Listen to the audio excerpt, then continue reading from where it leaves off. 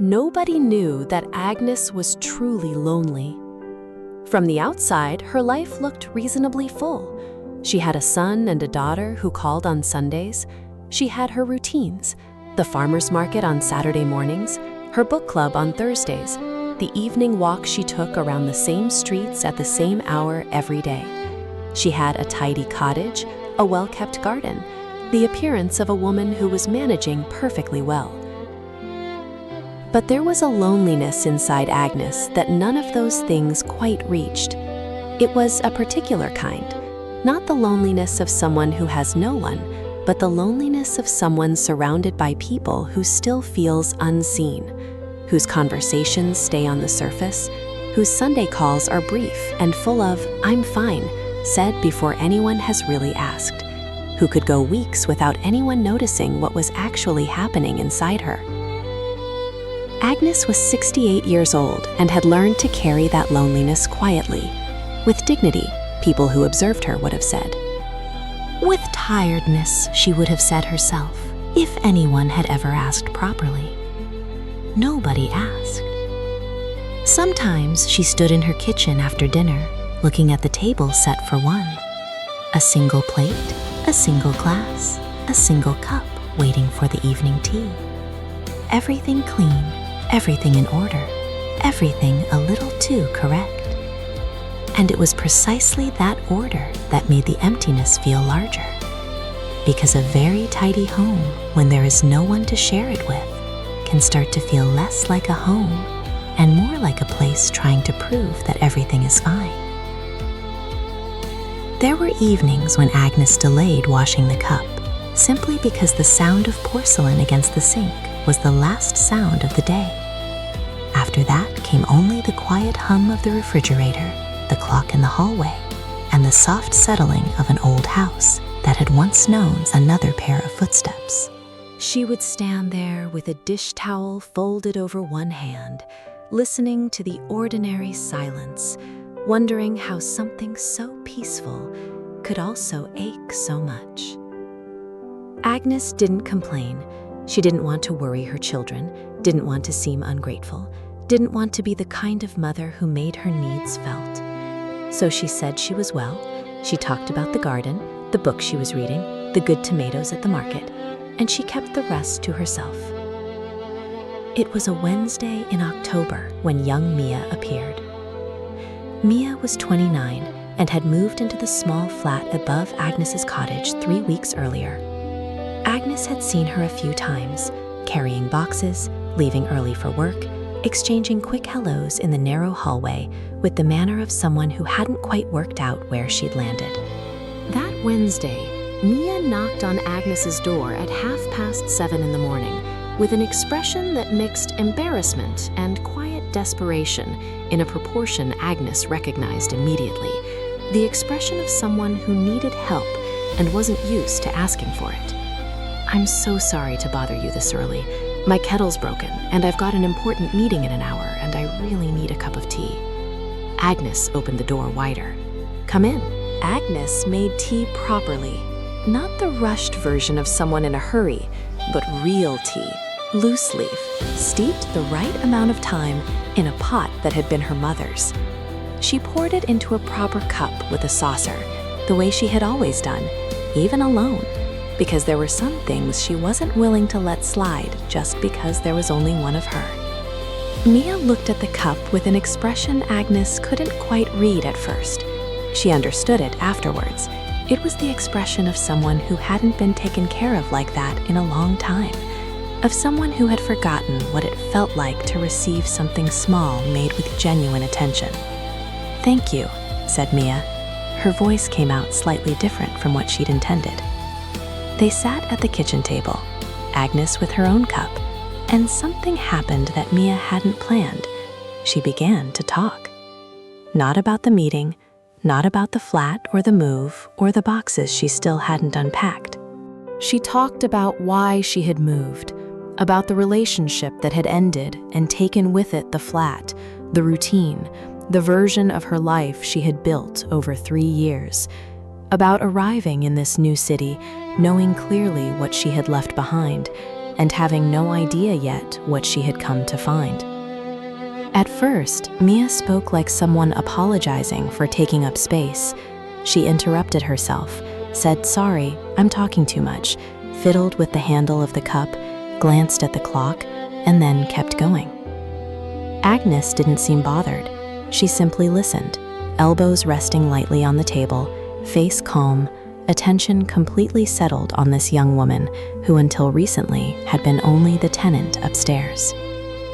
Agnes listened without interrupting, without offering solutions, without making the face of someone suffering alongside in a way that makes the speaker feel they should stop so as not to cause more distress. She simply listened, and when Mia finished, she said, "More tea?" Mia looked at her. And then, unexpectedly, she laughed. The kind of laugh that comes alongside tears when someone has been tense for too long and something finally releases. "Yes, please." In the second cup, Mia was no longer talking with such urgency. It was as though the tea had steadied something, as though that small kitchen had created a pause in the middle of a life that had been unraveling too fast. Before she left, Mia noticed the photograph on the windowsill, a man with cried eyes, one arm around a younger Agnes, both of them laughing at something outside the frame. She didn't ask about him, not yet, but Agnes saw her glance, and for the first time in months, the photograph did not feel like evidence of what had been taken from her. It felt like a witness to the fact that warmth had once lived in that kitchen, and perhaps could visit again. Mia arrived at work late that morning. The meeting had started without her. Her manager had made a comment she would normally have taken home and worried about for days. But that day, for a reason she couldn't quite explain, she didn't. Something was different about how she had arrived. Not lighter in the sense that the problems had gone, but more grounded, as though that hour in Agnes's kitchen had restored something that months of exhaustion had worn away. A memory that there were people in the world capable of listening without charging anything for it. That warmth existed, that she was not as alone as she had felt in recent weeks. A cup of tea. A woman who had opened her door without hesitation. A silence that knew how to listen. Sometimes that is exactly what an exhausted heart needs to keep going. At lunchtime, Mia reached for her phone to send a thank you message and realized she didn't have Agnes's number. She smiled at the screen. That said something too. In an era when almost everything began with a message, this had begun with an open door, a cup made with care, and a kind of listening that didn't fit into any app. Mia came back, not that day, but the following Saturday afternoon, with a small loaf of banana bread she had baked for the first time since arriving in the new city. A quiet attempt to give something back to something she knew had no exact equivalent. Agnes received it with genuine pleasure, made tea. They sat down again, and this time it was Agnes who talked. Not much, never much, but enough. About her son and daughter who called on Sundays. About the Sundays that were long in a way she didn't know how to explain to people who had never felt that particular kind of silence. About how some days the tidy cottage felt too large for one person. She talked also about her husband, gone nearly 7 years. She said he had always taken his tea very weak and used to tease her that she made it strong enough to wake old memories. Mia laughed, and Agnes laughed too. But then there was a pause. Not a heavy pause, a remembering pause.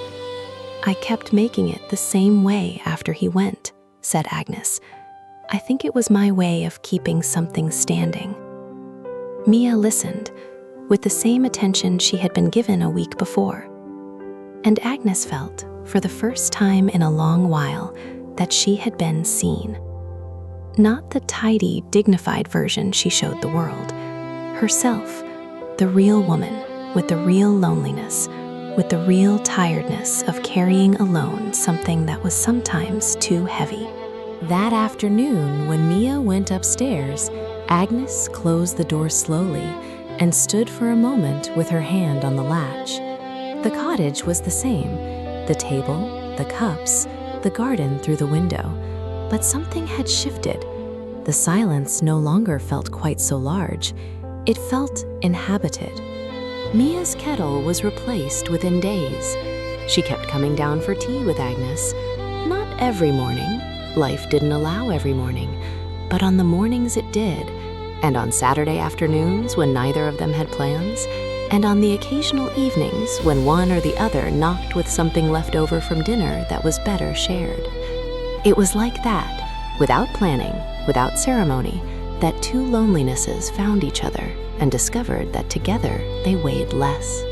Some mornings they barely spoke. Mia would arrive with her hair still damp from the shower and her thoughts not yet fully awake, and Agnes would place the cup in front of her without asking many questions. Other mornings, Agnes would talk about the roses, the book club, the neighbor's cat that had begun sleeping shamelessly on the garden wall. Little by little, the kitchen stopped being a room where Agnes survived the hours. It became a place where hours were received, softened, and sometimes shared. Agnes went back to making tea carefully every morning, not because she was expecting anyone, but because she had rediscovered that tending to small things with care was a way of remembering that her own life deserved that care. And Mia learned in that new city that beginnings sometimes start in a proper cup of tea in a stranger's kitchen, with a door opened without hesitation on a Wednesday in October. In time, Agnes's children noticed something different in her voice on Sundays. They couldn't explain it exactly. Perhaps she laughed more easily. Perhaps she answered with more detail. Perhaps she no longer said, "I'm fine," quite so quickly, the way someone does when they're trying to close the conversation before the absence shows. One of them asked if something had happened. Agnes looked at the kitchen, at the two cups drying by the sink, and smiled. She said, "It was a small sentence, but a great deal fitted inside it." If you know someone who might need to hear this today, perhaps this is a gift worth sharing.